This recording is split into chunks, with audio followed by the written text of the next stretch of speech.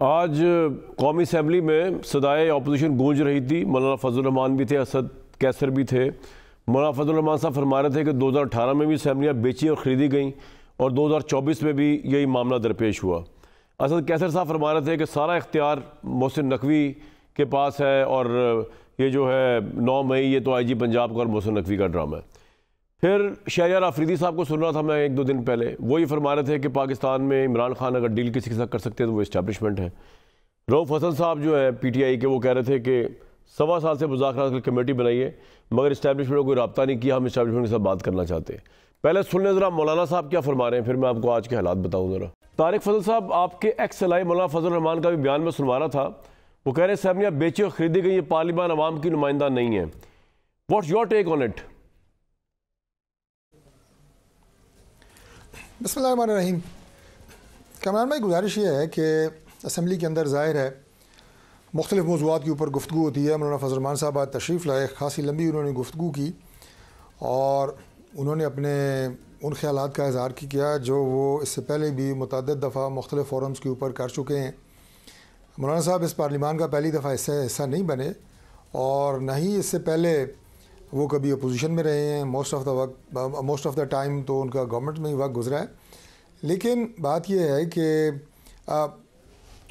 ایک سٹیپ اگر میں پیچھے چلا جاؤں, 2018 کی بات کریں تو اس وقت بھی مولانا صاحب جو جوائنٹ اپوزیشن کو لیڈ کر رہے تھے, جس میں ہماری جماعت بھی سر فہرست تھی, یہ طے پایا تھا کہ ہم اس پارلیمان کا حصہ ہی نہیں بنیں گے. 2018 کے الیکشن کے بعد بائیک آؤٹ کریں گے. لیکن پھر پاکستان پیپلز پارٹی, PMLN سب نے باہمی مشاورت سے فیصلہ کیا, مولانا فضل الرحمان صاحب کو قائل کیا کہ نہیں, سسٹم کو آگے لے کے چلنا ہے, پارلیمانی نظام کو آگے لے کے جانے کے لیے ہم پارلیمان کا حصہ بنیں گے.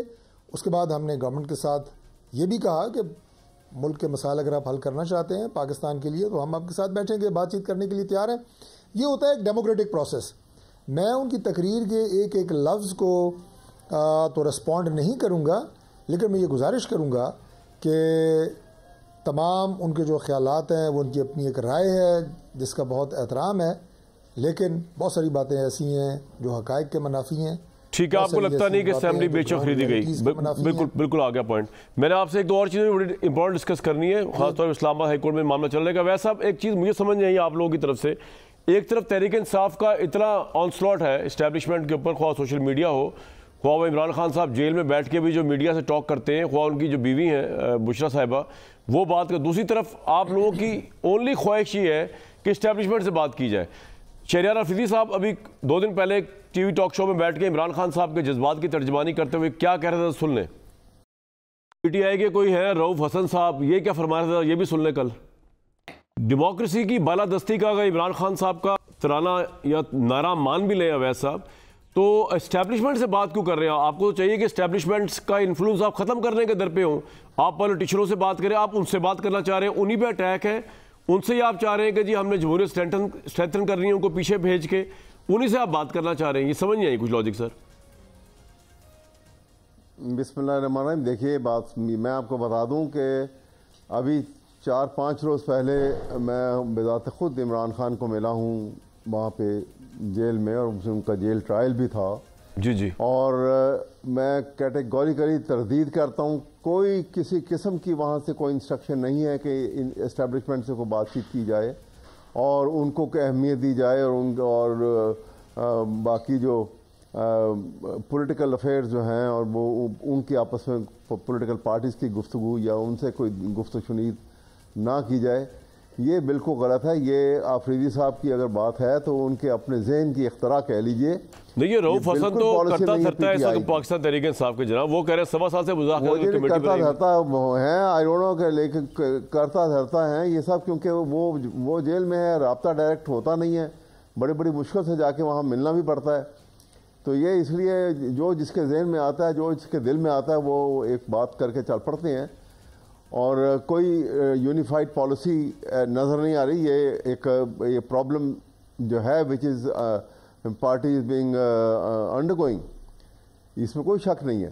تو لیکن یہ حقیقت ہے کہ کوئی کسی کی طرف سے, ابھی آپ دیکھیں آج ہی چیئرمین جو ہے گوہر علی خان نے بھی, اور اس کے ساتھ عمر ایوب نے، دونوں نے کیٹیگوریکلی ڈینائی کیا ہے اس بات کو، ٹیلی ویژن کے اوپر آ کے ڈینائی کیا انہوں نے، میڈیا کے سامنے آ کے ڈینائی کیا آج.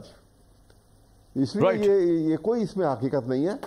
اور ہم تو چاہ رہے ہیں، بلکہ ہم تو یہ چاہتے ہیں کہ کانسٹیٹیوشن کی اتھارٹی جو ہے وہ ریوائیو ہو اصلی صورت کے اندر. کیسے؟ اور کوئی ادارہ جو ہے وہ اس کو وہ یہ اپنے آپ کو نہ سمجھے کانسٹیٹیوشن سے اوپر.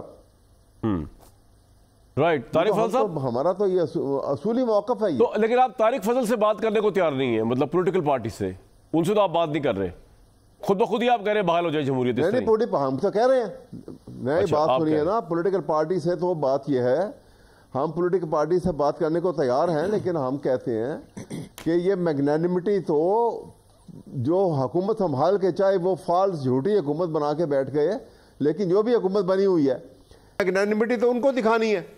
وہ ٹی او آر بنائیں، اپنا ہاتھ بڑھائیں کہ آئیں جی ہم بیٹھ کے ان کے اوپر آپ سے بات کرنے کو تیار ہیں، ہم بالکل اس کو رسپونڈ کریں گے. لیکن ایسا وقت تو آئے، نہیں کیا انہوں نے.